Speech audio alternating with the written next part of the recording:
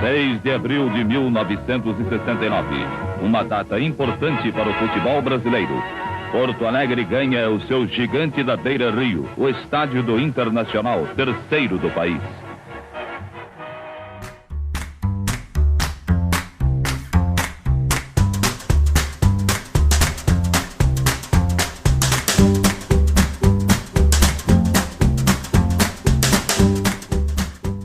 E aí, coloradagem! Estamos aqui novamente para mais um De Fora da Área.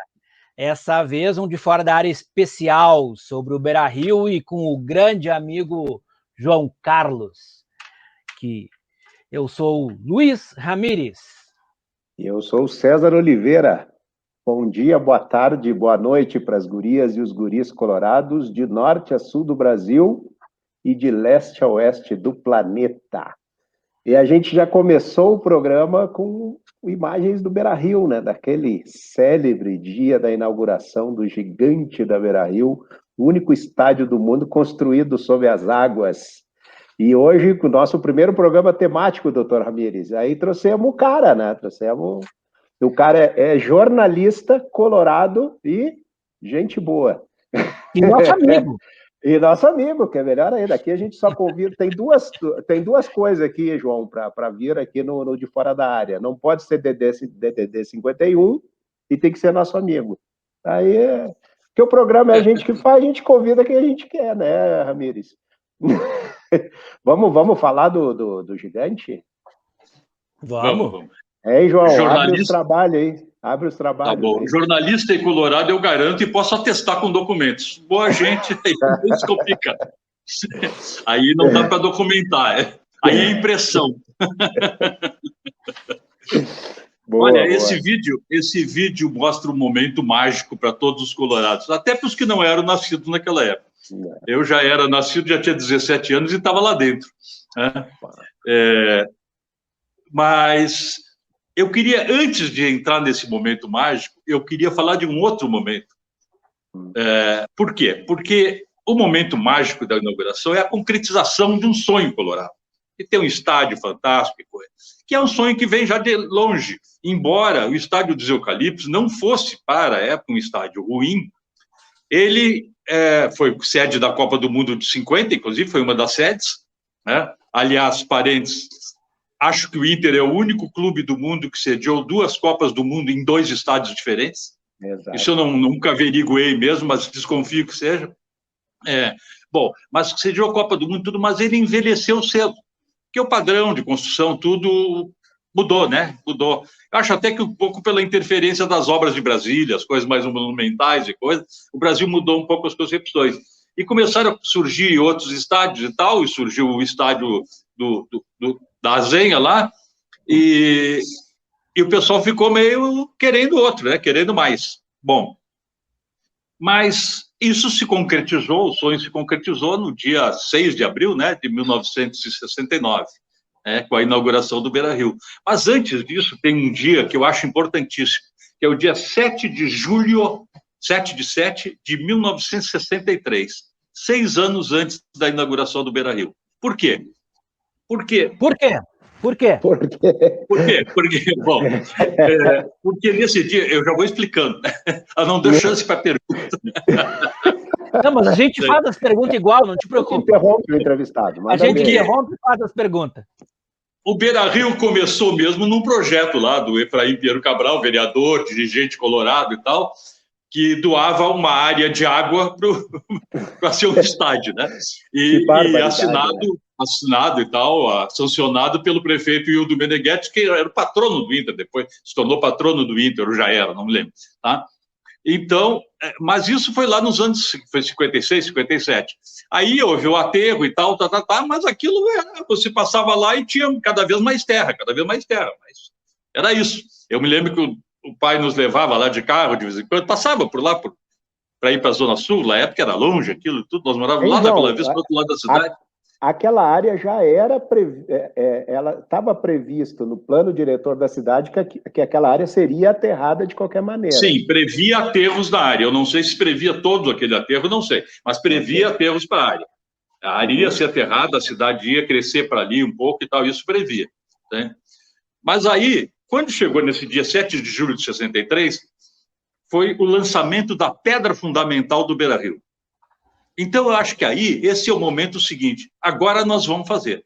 Agora vai. E eu acho que esse dia tem um simbolismo de ser o dia em que o Inter resolve mudar de patamar. Está aqui, ó, nós vamos mudar de patamar. Por quê? Porque o Inter até 63 e depois até 67, quando começaram os torneios Robertão, né, o Roberto Gomes Pedrosa ampliado, o Inter só jogava Campeonato Gaúcho. O Inter era um time estadual, era um clube estadual. E olha, estadual para ser muito boa vontade, porque, claro, tinha torcida no interior e tal, enchia estádios quando ia interior, mas, vamos dizer assim, era um clube de abrangência mesmo, direta, era local, era em Porto Alegre. Ninguém saía ninguém saía de Passo Fundo, pegava um ônibus, na época devia passar a noite viajando, sei lá, né, para ir ver um jogo nos Eucaliptos. Não existia. É um jogo do Campeonato Gaúcho nos Eucaliptos. O único torneio nacional oficial que o Inter tinha disputado até então, aliás, que disputou até então, foi em 1962, que foi a Copa do Brasil, porque ele tinha vencido o Campeonato Gaúcho de 61, interrompendo um longo período de jejum, venceu de 61, e então ele teve direito a disputar a Copa do Brasil de 62. E foi até as semifinais. Foi daria quase um outro programa, porque eram por etapas, né? Ele foi até as semifinais contra o Botafogo, que na época era um time ruim, tinha só um tal de Garrincha, Manga, Rildo, Milton Santos, Quarentinha, era só jogadorzinho, Didi, imagina Didi, jogador de futebol. Só mais ou menos. O Inter foi ao Maracanã. Sabe, me ocorreu uma imagem agora, desculpa te interromper, João, é uma imagem de um torcedor corneta, né? Tu imagina o Wendel marcando o Garrincha, né? Vamos fazer esse exercício. Pois quem marcou o Garrincha... Não, eu vou te dizer, são 3 jogos, foram 3 jogos que eu já estou fugindo pra caramba do assunto, mas depois vocês fazem o que quiserem. Pode me cortar, Moisés, olha a minha ignorância, o Moisés que fecha com o Garrincha, né?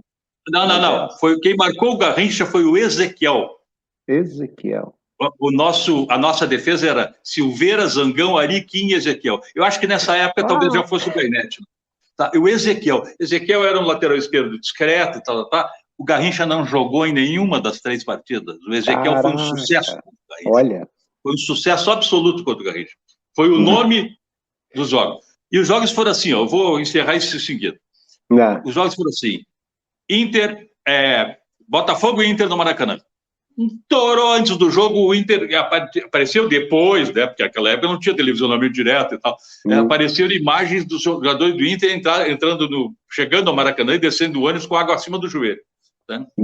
Bom, 2-0, 2-0, Botafogo. O Inter foi lá e empatou 2-2. Opa! Aí foi jogar em Porto Alegre. Jogou no Olímpico, porque os Eucaliptos já estavam defasados nessa época. 2-0 Botafogo. O Inter foi lá e empatou 2-2. Terceiro jogo para resolver 48 horas depois. Eu achava essa fórmula fantástica, agora não existe mais, né? 48 horas depois, terceiro jogo para resolver. Em Porto Alegre. Botafogo foi lá e fez 2-0. E o Inter, infelizmente, não fez os 2 e caiu fora. Bom, mas isso é a nossa maior participação nacional até 1967, quando começaram os Libertadores. Então, em 63, o Inter era um clube porto-alegrense, com ramificações no interior. Havia um conselheiro, o Abelardo Jacques Noronha, que trabalhava loucamente para abrir consulados e coisas. Era o cara da torcida. Havia também o Vicente Rau, que era rei Momo, e que trabalhava muito nisso, que era conselheiro colorado, também trabalhava muito nisso de abrir consulados e coisas. Mas era um trabalho ainda embrionário. Tá? Aí, em 63, lançamento da pedra fundamental. Para mim, esse é o momento em que o Inter diz: resolvemos que vamos crescer, vamos ser grandes. Vamos fazer um estádio. Olhava as fotos do projeto, da maquete do estádio, era um negócio inacreditável. Né? Inacreditável. Não conseguia imaginar que aquilo ia ser feito lá. Né? Então, em 63, o Inter lança a pedra fundamental. Para mim, esse momento devia ser, inclusive, comemorado.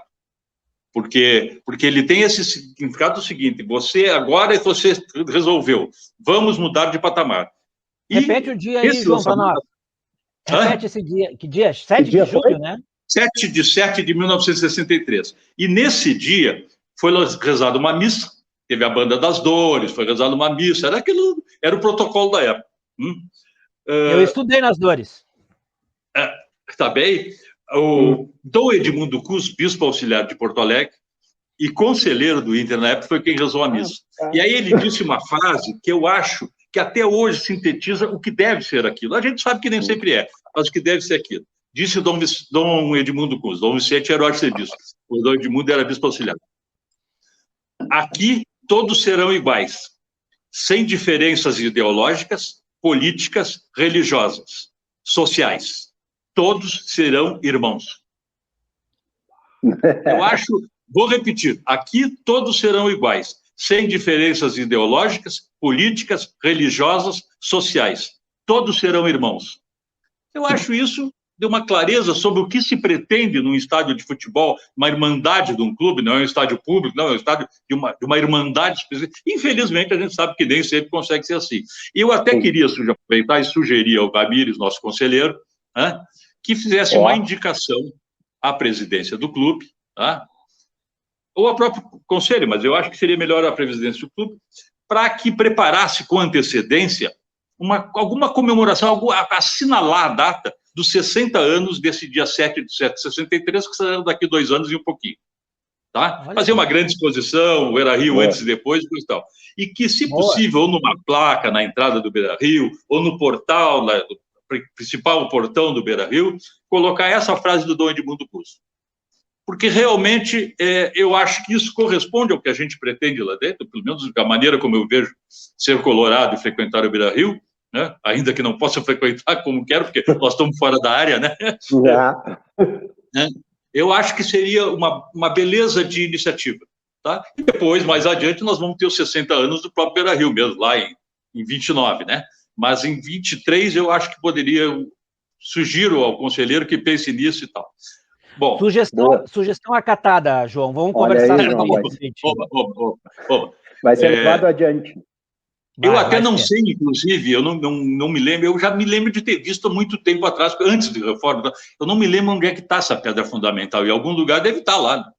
Né? Eu acho que é ali no estacionamento dos conselheiros, ali perto eu não sei, eu não me recordo mais. Do salão, aquele salão de atos. Pode ser, eu não me recordo mais. Ali. Inclusive, na época era costume, numa pedra fundamental, não sei se ainda fazem isso hoje, não sei nem se lança pedra fundamental, né? Aí. Tinha uma caixa dentro, botavam uma caixa de metal e botavam documentos da época e coisas e tal para que as futuras gerações, um dia que abrisse aquilo, talvez tal. Mas eu não sei o que tem lá. Agora, de qualquer maneira, eu acho que esse momento podia ser recuperado, se o Ramires, como disse, pretende tomar essa iniciativa, eu acho muito bom. Tá, agora vamos falar do... Deixa eu só te cortar. Na verdade, só para pegar esse teu gancho aí da história, né? De preservar a história, e antes da inauguração do Beira-Rio, tu tocou na questão dos eucaliptos, né? É uma outra coisa que a gente tem que ser preservado, aquela memória, aquela história, porque a gente não torce para um clube que começou hoje, né? E fazendo só um parêntese aqui, nós estamos falando do Beira-Rio porque esse programa vai estar na semana que vem, quando, do dia 6 de abril, o Beira-Rio completa, estou mal de matemática, 52, né? 52 anos. 69, 19, 21, 52 anos. Por isso que a gente está falando. Em 29 serão 60, exatamente. Fala, João, te interrompi, tu ia voltar para... Não, eu acho que tem razão, e acho até, quando a gente podia assistir futebol junto, eu às vezes dizia para a meninada mais nova e tal, eu dizia, olha, vocês têm todo o direito de ser apaixonados, torcer como quiserem e tal, agora não levem assim na cabeça a ideia de que o Inter sempre foi grande. O Inter é um clube que começou, não digo pobre, mas não era um clube forte, não era nada de especial. Ele foi se tornando forte pela paixão colorada, pela adesão das pessoas. Né? E realmente o Beira-Rio representou um salto fantástico. Eu assisti jogos nos Eucaliptos. Tá? Assisti vários jogos nos Eucaliptos. Eu era adolescente, toda essa história eu passei como adolescente aí, né? Eu era adolescente e um pouco antes eu via o Beira-Rio, como eu disse, o pai nos levava lá às vezes, e a gente via, bom, tem mais aterro, agora começou a construção. Eu me lembro o dia que saiu no jornal, né, em 63, que lançaram a pedra fundamental, eu fiquei entusiasmado com aquilo e tal, depois a gente passava, começou a aparecer obra mesmo, aquilo era uma beleza, né? Assim, mas era uma beleza utópica, né? Você imagina que aquilo, na verdade, não se sabe. Se pensar bem, a construção foi rápida. Você construiu um estádio aqui, naquela época, quase sem dinheiro.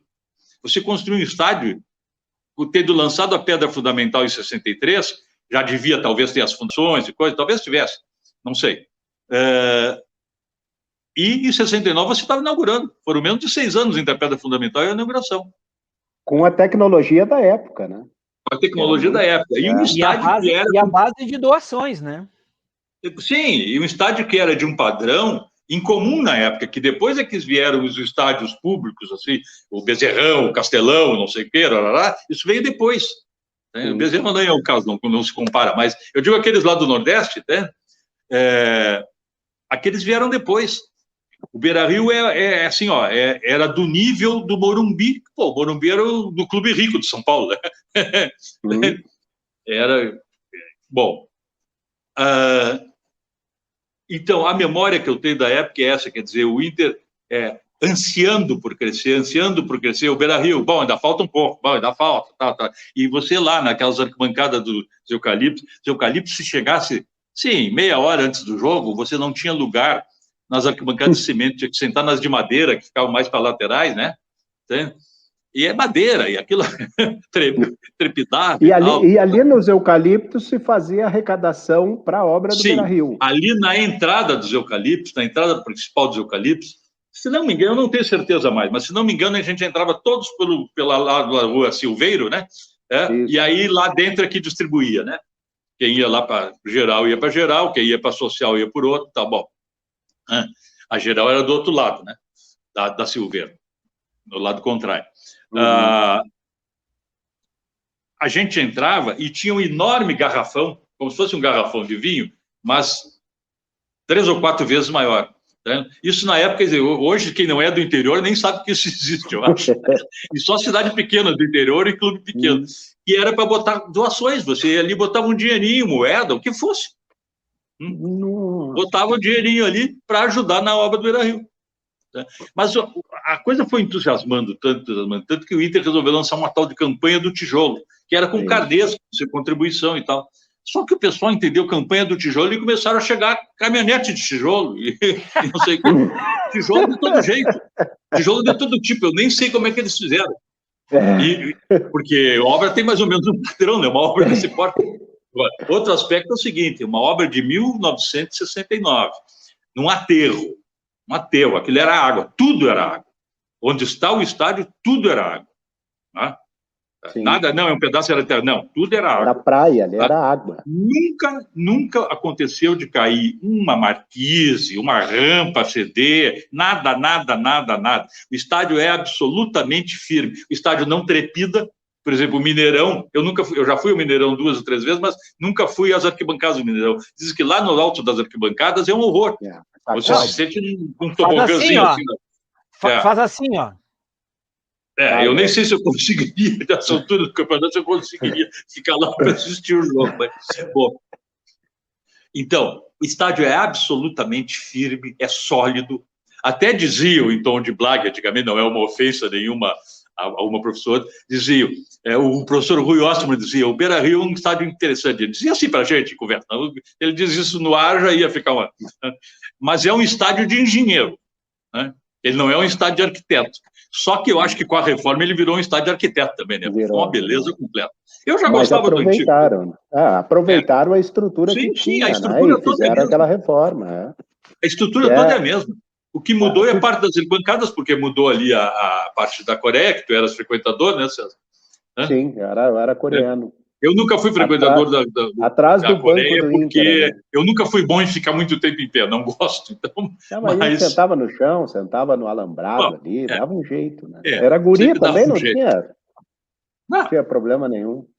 Tu foi, João, sentava na mureta ali em frente. A Coreia mais por diversão, né? Porque eu com 14 anos eu comprei um título do Parque Gigante.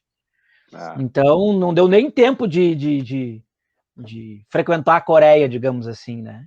Depois eu fui algumas vezes à Coreia de brincadeira com os amigos e tal, né? Mas eu era sócio, eu podia entrar na social direto, então eu não fui frequentador de Coreia. Né? O meu pai era gremista, né?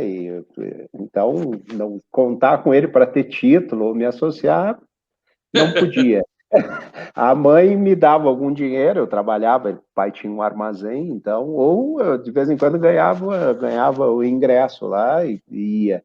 Então, na maior parte das vezes eu estava na Coreia, não tinha jeito. João, eu podia te perguntar, aí, Ramires, tu estava na inauguração, tu estava em Porto Alegre, tu chegou a ir no estádio naquele dia, não? Quando?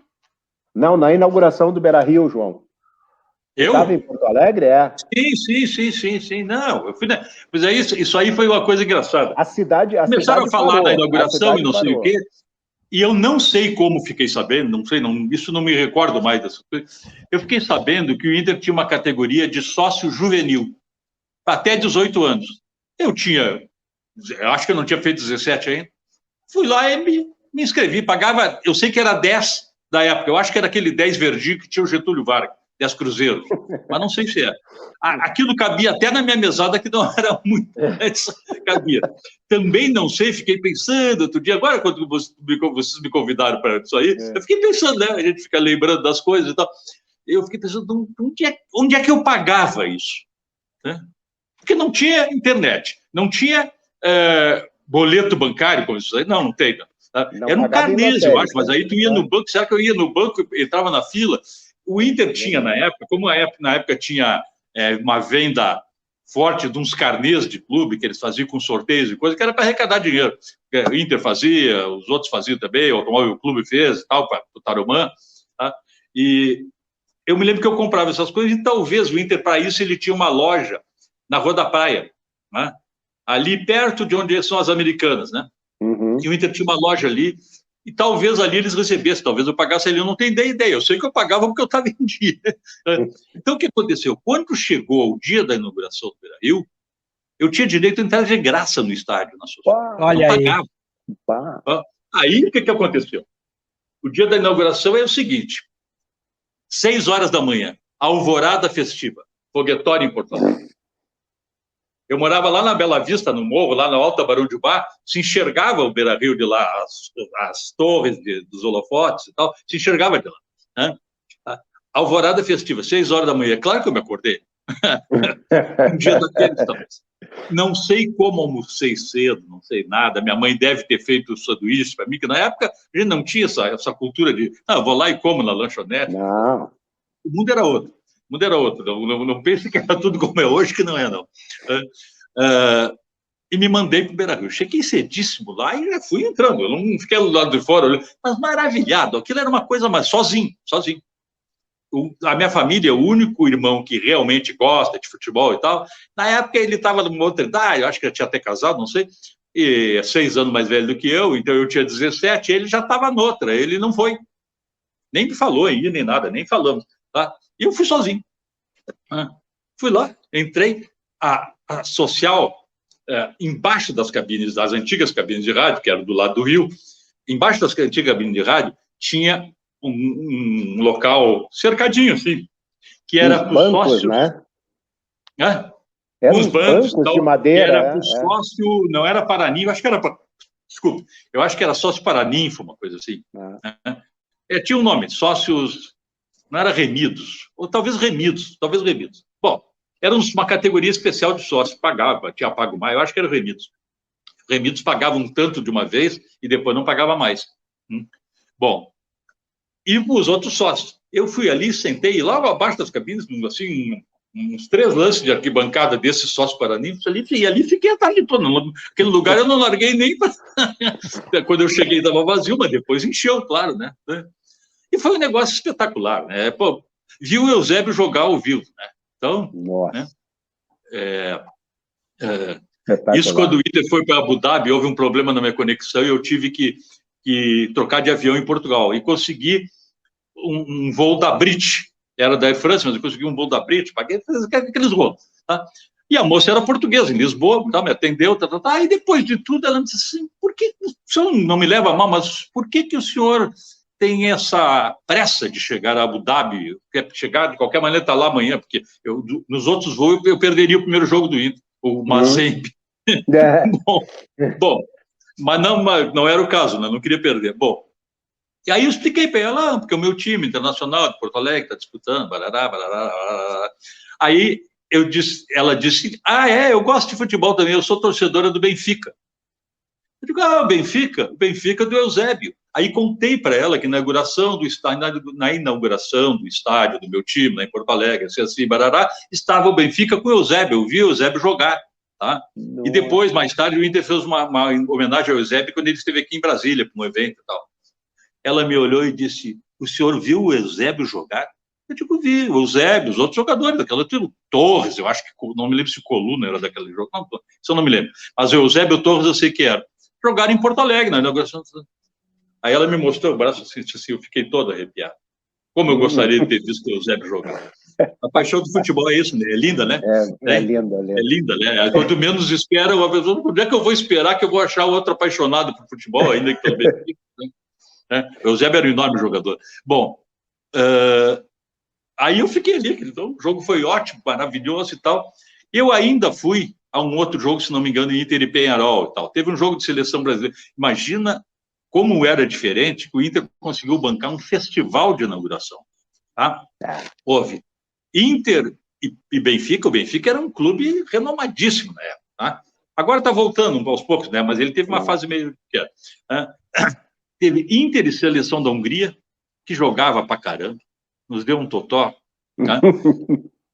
Bom, houve um Grenal, que terminou em briga, e houve um jogo de inauguração dos refletores, Seleção Brasileira contra a Seleção do Peru. Então o Inter bancou em uma semana um festival de inauguração do Beira-Rio que você não consegue bancar hoje. Você não consegue reunir isso de novo hoje. É um negócio doido. Para a reinauguração, por exemplo, conseguiram trazer o Peñarol do Uruguai. Todos os clubes têm programação com 3 anos de antecedência, não sei o quê. Então... Principalmente os da Europa, né? Então, a primeira briga do Beira-Rio foi no Grenal. A seleção húngara da época, a seleção húngara tinha sido sucesso em 54, não era mais a mesma coisa, não tinha mais os grandes jogadores, mas ainda era muito forte. Agora mudou, né? Mas era uma seleção muito forte. Né? João, vou te interromper. Nós temos Ramires, temos que descobrir a data da primeira briga no Beira-Rio. No Grenal. Foi no Grenal de inauguração. Pode procurar que é o Grenal de inauguração deu briga. Bom, da Hungria eu só lembro do trem húngaro para Uruguaiana, só isso. Mas que bobagem que ele falou, meu. Não tem nada a ver com o que a gente está falando, né? Mas tudo bem. Eu andei do trem húngaro porque depois eu me mudei para Uruguaiana. Não tem nada que ver. Não, mas claro que eu não estou querendo que as pessoas se lembrem disso, eu estou contando coisas. Que pode se lembrar quem tem meia idade. Eu vou fazer 70 em julho. Tá novo. Bom, já está vacinado. Já está vacinado. Já tomei a primeira dose. Aqui no De Fora da Área, a gente acredita que a Terra é redonda e acreditamos em vacina também, né, Ramires? Ótimo. Eu também. Então, tá bom. Aliás, eu não acredito, eu tenho certeza. Eu tenho certeza. Vamos olhar umas imagens da nossa casa? Vamos olhar umas imagens. Chama aí, depois a gente volta falando mais do gigante da Beira-Rio. Olha ali tá ele. Aqui atrás de mim também tem livro ali, ó. Beira-Rio. Olha ali. Tá tudo aí, ó. Esse é o nosso Beira-Rio. Então vamos ver as imagens aí históricas e imagens atuais. Lembrando, 6 de abril de 69, 6 de abril de 2014. Inauguração e reinauguração. Bora!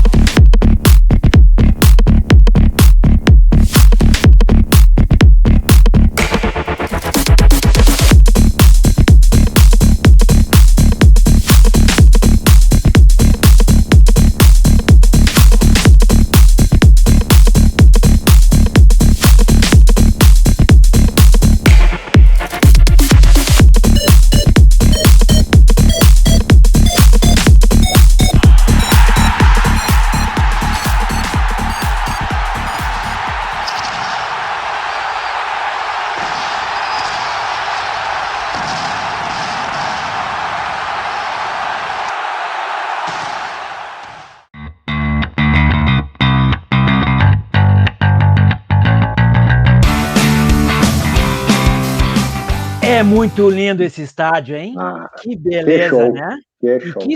Que história, né? Que essas imagens aí trazem muita coisa boa, muita memória. Muita Mexe coisa com o coração legal. da gente. Mexe com o coração da gente. Aqui, ó, arrepiado aqui, ó. Mas é de arrepiar mesmo. Mas aí, falando em arrepiar, né? Vamos aproveitar e fazer aquele comercialzinho. Vai lá ali embaixo, ali no joinha. Curte o vídeo, se inscreve no canal, pode até colaborar com o canal do Povo do Clube, né? A gente aqui é autossustentado, não tem ninguém, não tem patrão, então a gente vem com as arrecadações aí, né? O movimento, o Povo do Clube, funciona com a arrecadação do povo. Então, colabora aí, dá para colaborar a partir de R$3, 3 pilinha, né? 3 pila. A 3 gente no Povo do Clube não tem aquele garrafão que o João falou lá, que botava dinheiro dentro, mas a gente arrecada uns pila também, umas moedinhas. Aqui o nosso espírito é o espírito da colaboração, assim como... Vocês podiam fazer uma vinheta com um garrafão daqueles, para sugerir, para chamar a atenção do pessoal. Clique aqui. Curte, comenta. Comenta. Se tu fez lá na inauguração ou na reinauguração, lá, dá o teu depoimento aí embaixo nos comentários com a gente. Isso aí, manda a pergunta pro João, hein, Ramires? Ô, João, e aí tu era menor de idade quando inaugurou, né? E depois, né? Como é que foi a evolução dos dias, dos anos seguintes ali do Beira-Rio? Como é que foi essa transformação do Inter com um estádio majestoso? Depois, quando eu fiz 18, acho que não sei se até o fim dos 18 coisas, eu não era mais sócio. Eu fui algumas vezes ao Beira-Rio, não ia sempre, né? Mas fui algumas vezes, mas depois eu fiz jornalismo e fui trabalhar a partir de 71, de julho de 71, por aí, eu fui trabalhar em imprensa esportiva. Trabalhei na RBS, trabalhei na Folha da Manhã, tal. Então, depois trabalhei na sucursal do Estadão. Então, aí eu ia aos jogos como repórter. Né? Eu trabalhava justamente nisso. Então, eu ia nas cabines de imprensa ou dentro do campo. Dentro do campo, eu assisti o título de 79. Nas cabines, eu assisti o de 75 e 76. Aquele jogo Seleção Brasileira e Seleção Rio-Grandense, eu assisti dentro do campo também. Que foi o recorde de público, a maior lotação, né? Se não me engano, foi a maior lotação do estádio, foi aquela. 3-3 foi, né? Quanto tinha de público lá? 104 mil? 100 e alguma coisa. Eu não me lembro bem, teria que ver. Eu vou botar nas legendas aqui. Eu boto nas legendas aí, porque a gente é meio ignorante. Mas, então eu assisti os jogos normalmente até 1980, quando eu me transferi para Uruguaiana. Aí realmente eu passei um longo tempo sem contato no Beira-Rio. Depois eu vim para Brasília em 98. E realmente as minhas idas ao Beira-Rio são esporádicas. Agora, teve uma coisa que eu não dei mole. Quando abriram a venda para a inauguração do Beira-Rio, eu mandei mensagem para um sobrinho meu de Porto Alegre dizendo: eu vou, pode ver como é que é o esquema, tudo, tá. Aí fui a reinauguração, que foi um espetáculo mágico. Aquilo, eu fui lá. Eu não sei como é que o Inter podia fazer com aquilo, mas eu acho que o Inter tinha que... Aí outra sugestão para o conselheiro. Como é fácil dar sugestão para os outros? Outra sugestão para o conselheiro. Aquele vídeo da reinauguração devia estar num cliquezinho fácil, assim, no site do Inter. Clica aqui e assista o vídeo da reinauguração do Brasil. Pelo menos agora, no mês de abril, que é o aniversário do estádio e tal. Isso podia fazer, eu acho que facilmente, eles devem ter direitos autorais sobre o vídeo, né? A parte em que eles tiram goleiras, tudo do estádio, do campo, e aparece todo o campo encharcado com água, tudo visual, tudo virtual, né? Tudo virtual, mas aparece todo o campo com água. Não teve que não se emocionasse no estádio, porque era o Beira-Rio antes, né? Era o água, né? É um negócio extraordinário. Aí começa a baixar água, aparecer terra e começa a entrar as pessoas com paco, não sei o quê.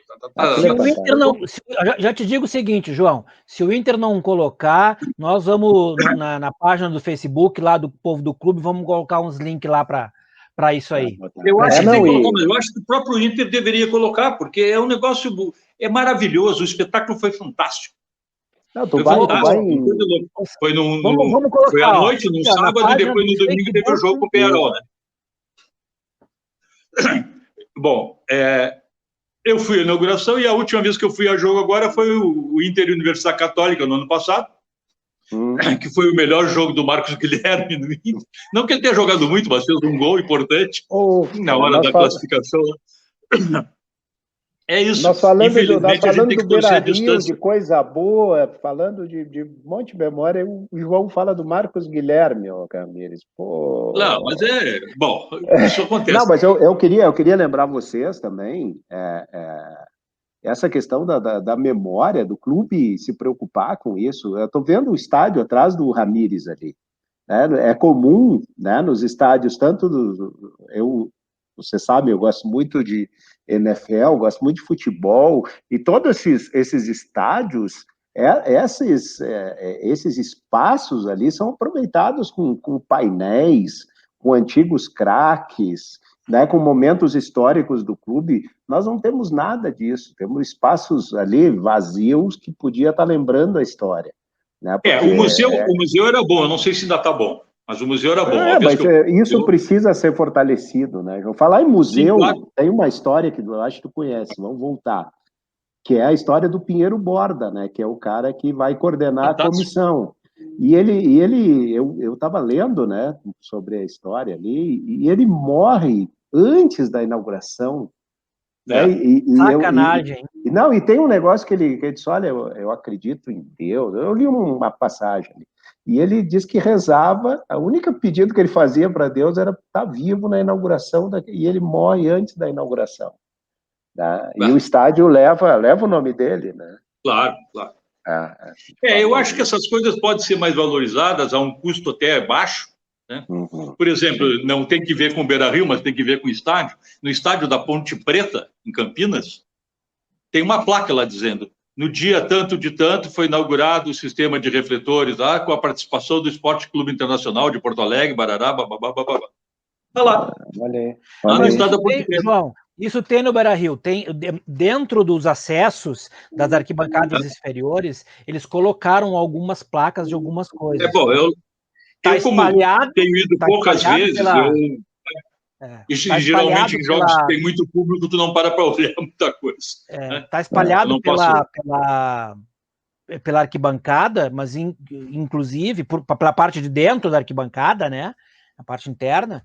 Inclusive, quando se faz o passeio do Beira-Rio lá, a viagem, né, do estádio lá guiada, né? Eles passam por uma parte lá que tem lá umas placas, umas coisas, dão uma explicada em algumas coisas. Eu não fiz isso. Eu achei muito bacana a ideia que deve ter ainda no museu, é que tem uma hora que tu tem uma janela que tu vê o estádio lá dentro. A janela para o estádio. E tem ainda ali do lado de fora. Eu vou fazer uma provocação, que essa eu acho que vocês não vão se lembrar. Vocês lembram que no início dos anos 2000, aí para 2002, 2003, falaram em demolir o Beira-Rio e construir um mais moderno? Claro que eu lembro. Lembro. Lembro, acho que era gestão Zacher, assim. Alguma empresa. Foi a época que demoliram o Wembley, né, em Londres. Os irmãos Zacher. Se eu não me engano, eu não sei se um deles ou algum representante do Inter, se eu não me engano, eu li na imprensa da época, foi à Inglaterra para ver o projeto lá de Wembley, que ia ser demolido para construir. Então, eu sei que levantaram a possibilidade, mas a reação foi muito forte. Foi sossegar. Mas tinha que sossegar os caras, né? Tinha que ganhar título, eles não conseguiam, aí queriam derrubar o Beira-Rio, né? Só o que me faltava. Olha, ainda bem que eu não me lembro disso. Ainda bem. Não, eu ia falar início dos anos 2000, 2002, 2003, por aí. Quando demoliram o Wembley, a mesma época. E dizia, mas se demoliram o Wembley, a diretoria nunca endossou totalmente isso. Eles diziam que era uma cogitação, uma empresa tinha oferecido, não sei o quê e tal. Mas ali não tem o que oferecer. Eu até fiquei pensando, porque eu ia participar, fiquei pensando como é que o Inter vai fazer daqui 30, 40 anos, que as tecnologias mudam, os estádios serão outras coisas, provavelmente, e tal. Mas aquele lugar digamos assim, não é abandonável, jamais. Não, não. O Inter está numa posição... Tu estava falando aí do Beira-Rio, desse novo... aí já passamos aí para o novo Beira-Rio, né? Dois aspectos ali. O primeiro é aqueles tijolos do lado de fora ali, com o nome de torcedores. Aquilo é muito pouco valorizado. Eu tenho um tijolo ali com o nome da minha mãe, que era coloradaça, e é muito pouco valorizado. Aquele espaço está meio abandonado. Pelo menos a última vez que eu fui estava abandonado. E a segunda coisa, aí é uma provocação, lá na tua abertura aí, João, nas palavras do nosso conselheiro bispo, era bispo ele, não? Era bispo auxiliar, sim. Bispo auxiliar, né? Que ele Dom fala Vicente Scherer era o arcebispo de Porto Alegre, e ele era o bispo auxiliar, que é o segundo. Que é um lugar, o Beira-Rio vai ser um lugar para todo mundo, né? Com a reinauguração, infelizmente, o Beira-Rio, a gente mantém o espaço, mantém um estádio lindo, mas não acaba que não deixa de ser um estádio para todo mundo, né? Isso. Né? Essas coisas e tem que ser recuperado isso. Quando eu era menino, faz muitos anos, no milênio passado, se tinha um Grenal, que era o grande jogo da época, se tinha um Grenal, por exemplo, todos os bairros de Porto Alegre passavam a ter linhas de ônibus para o estádio do jogo, ou para o Olímpico ou para os Eucaliptos. Depois, quando inaugurou o Beira-Rio, também. Provavelmente, eu não me lembro, mas provavelmente eu fui num ônibus lá da Bela Vista direto para o Beira-Rio. A própria empresa de ônibus era autorizada a colocar linhas para lá. Isso favorecia quem? Favorecia o torcedor de menos recursos. A periferia. Agora, claro, hoje, que os tempos são outros e tal, a não ser que tenha um T alguma coisa no caminho dele, ele vai ter que pegar um ônibus para o centro de Porto Alegre, outro, ou ir a pé, ou pegar outro para o Beira-Rio. E os jogos às 10 da noite são para acabar com quem trabalha. Não, e puxando a brasa para o nosso assado aqui, Ramires, quem começa a mudar isso é o povo do clube com o sócio academia, né? Sim, aí tu constrói uma possibilidade desse torcedor ir pagando menos, porque ele está na periferia, está ganhando menos, ele paga menos e frequenta o estádio. Isso foi, eu acho que uma das, eu não tenho dúvida, assim, é a maior iniciativa que a gente teve. Eu acho muito importante uma das grandes isso. Vitórias nossas lá, né? E faz parte da história do Inter uma ligação com o popular. Além de ser o clube do povo, óbvio, né? Mas, por exemplo, o Vicente Rau era o Rei Momo, né? E era um homem ativo no trabalho com a torcida e tal. Né? O Abelar Jacques Noronha, que até o nome da Abelar Jacques, né? Dá um certo... Mas era um homem sempre próximo da torcida e tal. Houve um personagem de Porto Alegre, não sei se vocês chegaram a conhecer, o Bataclan, que era um cara... Só de ouvir falar. Era um cara forte, fazia exercícios físicos e tal. Ele era adepto da fisicultura, digamos assim. Então, ele ia para o centro de Porto Alegre, para a Rua da Praia, calção e tal, e mostrava, fazia exercício lá. O homem já era com uma certa idade e tal, era colorado, né? Qual é o ele nosso morou símbolo? Ele morou na frente da minha casa. O Bataclan morou na frente da minha casa. Muito vi ele saindo de casa, ele saía de tênisinho, calção, sem com a camisa no ombro. E isso mesmo. Para fazer os exercícios dele, 70 anos, sei lá, 70 anos, ele era já... O nosso símbolo qual é? O Saci. O mais popular de todos do folclore brasileiro. Então, nós temos que manter isso. Claro. Claro que eu sei que o estádio é caro, que essas coisas tem, óbvio, mas tem que, dentro do possível, conciliar as coisas. Você não pode abandonar a sua origem. Se abandonar a origem, amanhã ou depois você não tem nada, né? Deixa eu só provocar aqui. Vamos fazer um desafio aqui para o Ramires, para o João, e eu vou me desafiar também.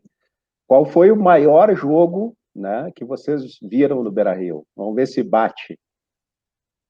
Começa aí, Ramires. Ou o João, o meu, cara, vou começar comigo, então já que eu vou ser primeiro.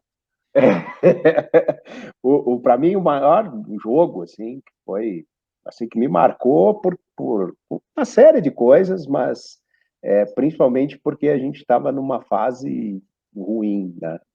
Foi o Grenal do século. Para mim, o Grenal do século, em 1980, 12 de fevereiro de Eu nem assisti, eu estava em 1989, Uruguaiana. dia do aniversário do meu pai. Eu estava nesse jogo.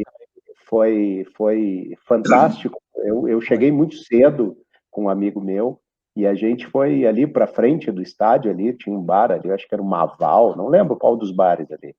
E ficamos bebendo, e quando a gente resolveu entrar, e ainda era cedo, tava os portões todos fechados, e nós tivemos que entrar ali pelo aquele portão do Gigantinho, por onde entrava a torcida do Grêmio, que ainda estava aberto. Então a gente botou as camisas dentro da bermuda e fomos entrando, cara. E aí aquela epopeia, sabe? Aquilo ali para mim foi grandioso. Até eu tô falando aqui, tá aparecendo as imagens do Grenal do século, mas foi fantástico. E aí? Cara, eu tenho 3 jogos. Pá. 3. Que para mim, assim, não dá para destacar um, né? Eu tenho o Grenal do século, que eu também estava lá, né? Que foi uma loucura, né? Foi uma loucura. Eu saí roxo do Grenal do século. Sim, né? eu também. Eu peguei insolação. A gente se bateu. Não, e a gente ficou meia hora, acabou o jogo, acho que o estádio ficou lotado ainda uma meia hora, cara. Foi uma catástrofe. De lá. E aí tem um jogo que me marcou muito, que pelo jogo, pelo que foi a circunstância, pelo que foi a preparação, eu tinha um grupo de amigos que todos compraram títulos do Parque Gigante na mesma época, juntos, né, lá na década de 80 e tal, que foi o jogo contra o Olímpia. Aquele jogo foi... aquele fatídico jogo contra a Olímpica da Libertadores, contra a Olímpica do Paraguai, né? Apesar do resultado negativo, foi em termos de torcida, de jogo, de espetáculo, para mim foi muito marcante.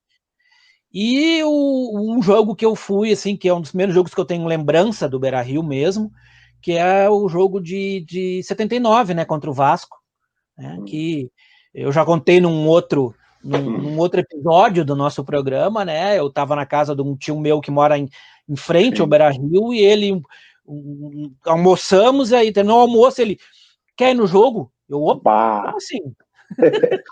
Aí saímos correndo, fomos atrás de cambista e entramos no jogo. Entramos assim, já estava fechando os portões. Quando nós entramos, nós conseguimos um lugarzinho em cima, lá do outro lado da chaminé, né? Sim, nós estávamos em lado oposto, né? Eu só fui a esse jogo graças ao ex-sogro do João, né? Que me deu o ingresso.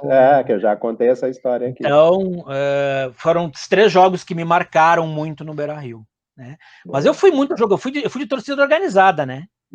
Fui da Superfico, então eu fui muito a jogo, muitos jogos do Beira-Rio. Mas esses 3 me marcaram. Mas e tu, João? Eu estive nas 3 finais do Brasileiro, eu estava no estádio. Então, naturalmente, eu vou ter que escolher um desses. Eu não estava no Grenal do século, nem no jogo do Olímpia. As 3 finais do Brasileiro. A primeira final foi contra o Corinthians, né? Foi contra o Corinthians, 75, né? Sim. Foi. Teve um episódio curioso, que agora tu falaste no seu José Aguiar, eu me lembrei. Era um calor extraordinário, uma coisa fora do comum, absurdo. E a torcida chegou cedo ao estádio, ficou ali embaixo, onde tinha aquela marquise ali, estava gente amontoada, mas e o resto, né? E aí o seu Aguiar, justamente, era vice-presidente de administração do Inter, teve a ideia de pedir aos bombeiros, a ideia foi dele, João? Lá e tal, a ideia foi dele? De largar água. Eu acho que ele tinha, não sei se ele tinha visto em algum lugar já, mas ele largar água. Foi um sucesso total, né? Os bombeiros deram uma mangueirada, assim, o pessoal, tá? E aí, o outro jogo é o que mais me toca, que é o jogo contra o Cruzeiro, porque o Cruzeiro era um timaço, né? O de 76, né? Mesmo assim, nós ganhamos, tá? O gol do Figueiredo, né? Figueiredo iluminado. E o de 79, embora fosse um jogo mais tranquilo, porque o Inter tinha focado 3-1, se não me engano, no Vasco lá. 2 gols do Chico Espina. 2 do Chico Espina. Isso. 2 lá, 2-0, então. Isso. Isso. Tá, bom. Tá, ele tinha vantagem, então, e Mas principalmente a alegria do Biraburro no final foi contagiante. Eu estava dentro do campo nesse, e o Biraburro pulava, gritava e dizia Biraburro, ele mesmo brincando com o apelido que tinha dado para ele, que, segundo eu soube agora, há pouco tempo, o apelido que ele deu foi algum jornalista do Rio, porque ele, em vez de ir para o Flamengo, ele veio para o Inter. Foi campeão brasileiro invicto. Eu vi um jogo, vou fazer um parêntese, eu sempre adoro fazer parêntese nos convidados. Eu vi um jogo, eu acho que foi Inter e Desportiva. Nessa época eu estava em torcida organizada também, Academia do Povo. E foi aquele jogo que o Biraburro dá uma cabeçada no zagueiro. E não sei se tu lembra disso, João. Desportiva do Espírito Santo. E o zagueiro sai desacordado do estádio, cara. Numa disputa de bola. Ele quase matou o cara. Porque ele era um cavalo, né, João? Ele era muito forte, né? Muito forte. Era brincalhão, boa gente. A Academia dessas três finais, né, César? E tem um outro jogo que não é do Inter, mas é memorável também, que é aquele jogo, Seleção Gaúcha, Seleção Brasileira. Eu nunca senti, eu estava dentro do campo também, eu nunca senti um jogo elétrico como aquele. Aqueles caras jogaram aquela partida como se fosse final de Copa do Mundo, os dois lados. A Seleção Brasileira não veio a brincar, não. Eles vieram. O Zagallo deve ter feito uma pré-eleição, porque tudo foi porque o Zagallo não convocou o Everaldo, né? Para a mini-copa. Convocou todos os jogadores, menos o Everaldo. Aí o Hofmeister, que era aquele jeito Hofmeister, criou um rolo que dizia: não, vamos fazer a paz entre o Rio Grande e o Brasil com um jogo. Para quem não sabe, o Hofmeister era o presidente da Federação Gaúcha de Futebol. Sim, né? O Rubens Hofmeister. Ele era gremista, né? Uma figura folclórica, mas ao mesmo tempo muitos lances interessantes. Né? E tinha muito peso, ele se dava muito bem com o João Avelange. Tá? Então, ele tinha peso nas coisas. E depois passou a ter mais peso ainda, porque quando... Isso já não tem nada a ver com a história. Quando o Avelange foi eleito presidente da FIFA, foi em 1974, na Alemanha. A convenção da FIFA foi junto com a Copa do Mundo. Foi na época da Copa do Mundo.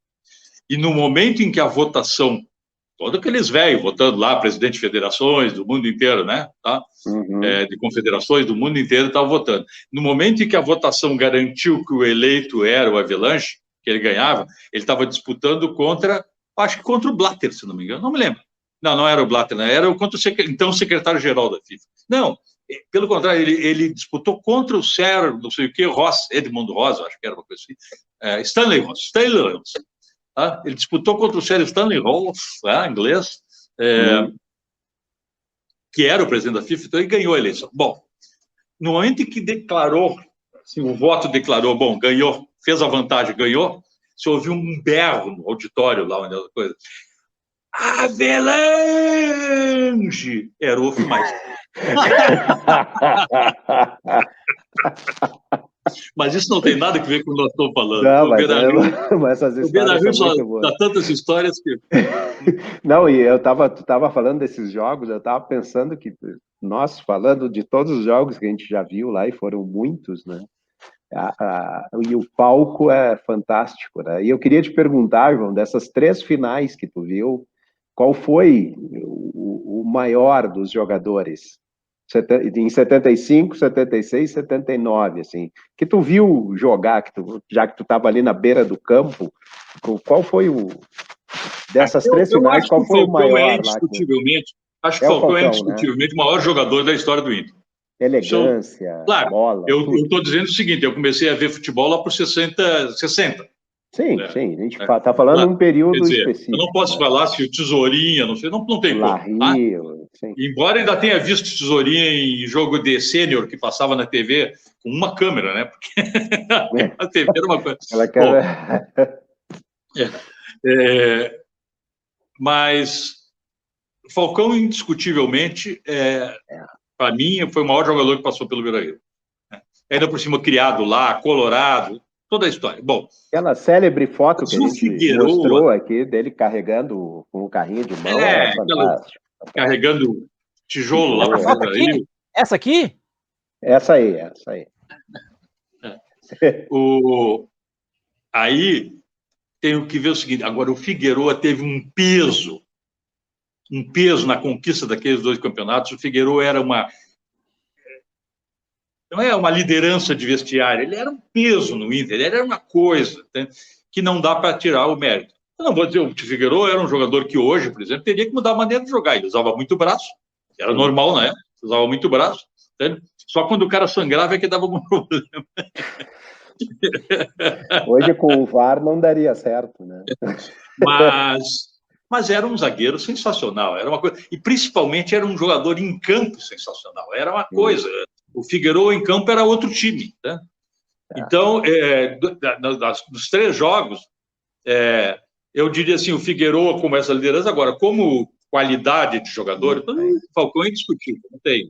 Tanto é que se tu pegar o futebol de zagueiro, né, eu 75, 76 eu era menino, vi alguma coisa na TV, e depois vou ver o Mauro Galvão jogar, né? Se tu pegar futebol, zagueiro, né, sair jogando, o Mauro Galvão tinha mais ferramentas do que o Figueiredo. Né, para domínio, para antecipar, para tudo. Sim. Mas, como tu diz, o Figueiredo era uma entidade, né? O cara entrava em campo e via e já ficava o Figueiredo era um jogador que... Elias Figueiredo. O adversário dava um bico, ele continua colorado, né? Sempre que pode ele manda uma mensagem para o Inter. O Figueiredo era um jogador que, se vinha um chutaço lá do campo adversário, o Figueiredo olhava para a bola e ia nela. Né? Quando ele saiu, o Inter contratou um tal de Marião, lá do Nordeste. Eu lembro. No primeiro jogo do Marião, eu me dei conta de que o Figueiredo... Por que o Figueiredo era diferente? Marião esperou. A bola veio lá na alta assim, e o Marião começou... Eu vou sair do quadro por querer, porque foi isso que ele fez. Procurando a bola. O Figueiredo não. O Figueiredo falava, parecia que ela ia nele. Né? Não era, é que ele sabia se colocar. Ele olhava a bola e dizia, ela vem aqui. Né? Claro. Então, era outro padrão. Era uma coisa fora do comum. Aqueles 2 times treinados pelo Minelli em 75, 76, jogando naquele estádio maravilhoso, não era uma Tanto coisa... que o Figueiredo, de certa forma, ofuscou o Anchieta, que era um baita zagueiro. O Anchieta foi considerado o melhor jogador, o melhor zagueiro da Copa de 70. Não, o Anchieta... Foi para 74, ele foi também, mas aí o Uruguai tomou um baile da Holanda que... Bom, quem virou lenda ótimo, foi mas acontece que o Figueiredo era outro. Virou lenda. Aliás, para aquele jogo lá, essa história vocês vão ter que acabar cortando, vai ficar muita coisa. Naquele jogo famoso lá, que eu acho, aquele jogo elétrico, né? O treinador da seleção gaúcha foi o Aparício Vianney Silva, que tinha sido juiz, era cronista esportivo da época da Folha, ele era da Folha da Manhã, depois passou para a Folha da Tarde, e era treinador de futebol às vezes. E se dava muito bem com o Filmeister, então se tinha seleção gaúcha, o Filmeister, podendo, chamava o Aparício. E para aquele jogo, especialmente, ele chamou o Aparício. O Aparício tinha esquema na CBF, ele ia convidado para todas as Copas do Mundo e tal, ele era uma figura. Né? E aí o Aparício, nós começamos, nós repórteres, na época, eu era repórter da Folha da Manhã e tal, nós começamos a prensar o Aparício. E aí, quem é que vai jogar na direita, quem é que vai jogar na esquerda? Figueiredo ou Anchieta? Que era a grande dúvida era essa, né? Claro que ele convocou os 2 melhores, e aí, né? Bom. Que baita, Zé. Isso nós vamos ver e tal. O que o Aparício fez? Você fechou numa sala com os 3, fez elogios assim, ele era verborrágico e tal, fez elogios enormes para os 2, e disse que não se sentia em condições, na humildade dele, de definir quem jogaria por um lado, o outro por outro. E eles definissem. Olha, é claro que o Figueiredo aqui era muito mais... psicologicamente muito mais impositivo, jogou no lugar que queria e o Anchieta teve que trocar para o lado, é claro. E o Aparício saiu bem na história, saiu bem com os 2, sem problema. Eu escutei esse jogo no rádio.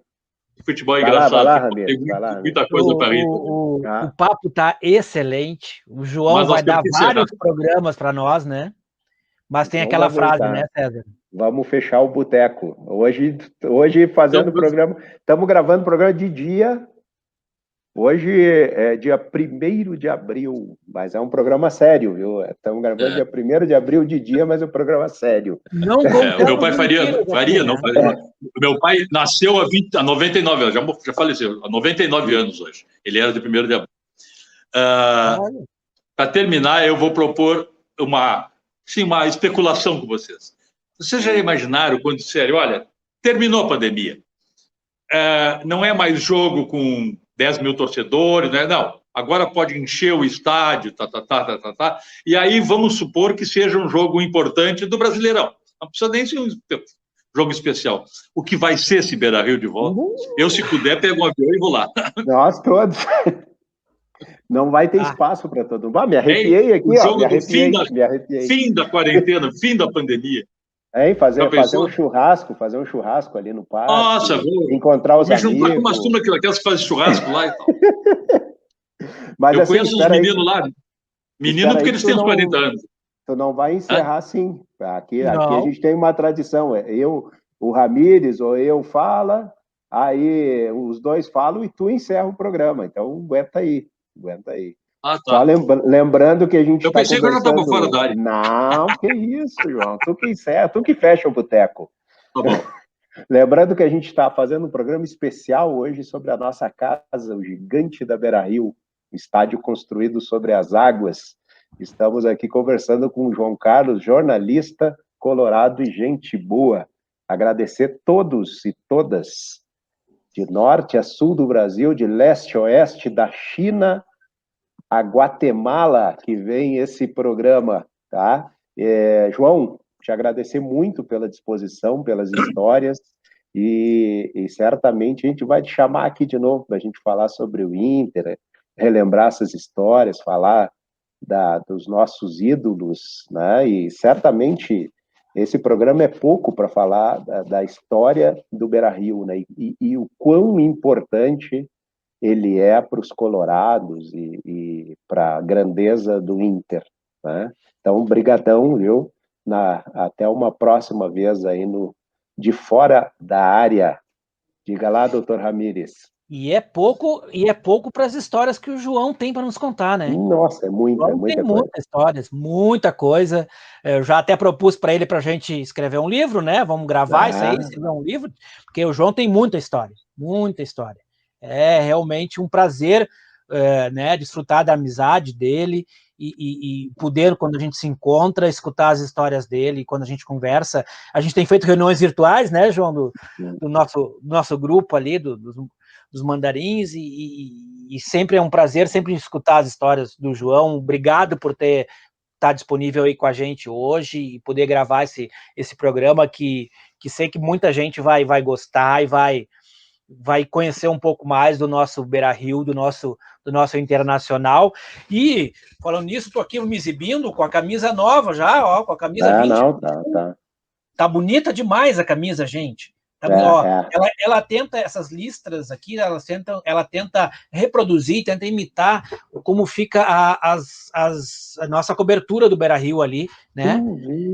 Então, vivendo ela é meio aprendendo. Tortinha, assim, ó, ela tem uma inclinação e tal. Ela camisa muito bonita mesmo. João, antes de tu encerrar o programa, 3 coisinhas muito rápidas e breves. A primeira, dizem que o Ramírez tem uma tatuagem do Beira-Rio nas costas, mas a gente não quer ver, tá? Não vou. Não. Essa é uma. Segunda... Não vou fazer isso, senão o YouTube pode cortar o nosso canal. Vai bloquear o canal do povo do clube. Não. A segunda coisa, a gente, depois do que o João encerrar, eu queria convidar vocês a gente encerrar o De Fora da Área com uma salva de palmas para o Beira-Rio. E a terceira, né, nesse dia 1º de abril, né, nós estamos num momento de pandemia, um momento de política conturbada. Eu queria lembrar de um dos personagens que fizeram o Inter e que o João já citou, que é Vicente Raul, que foi na ditadura militar, foi preso, né? E que sempre esteve muito próximo do povo, da paz e da festa. A bola está contigo, João. Encerra aí, depois a gente bate palma. O Inter está na minha vida há mais de 60 anos. Né? E eu já fiz esse balanço, pessoal, e tenho certeza que me deu muito mais alegrias do que tristeza. Embora as tristezas não tenham sido poucas também, o que é normal no futebol. Mas muito mais alegrias. Então, falar do Inter, para mim, é sempre um prazer. E por isso eu agradeço muito o convite de vocês. Não são vocês que têm que agradecer, eu agradeço o convite de vocês. Quero dizer aos que nos assistiram que continue assistindo, inclusive porque depois de mim, certamente, convidados melhores virão. E vamos agora às palmas, né? Vamos. Viva o Beira-Rio. Viva o Beira-Rio. Parabéns. Parabéns, Inter. Valeu. Até mais. Até a próxima.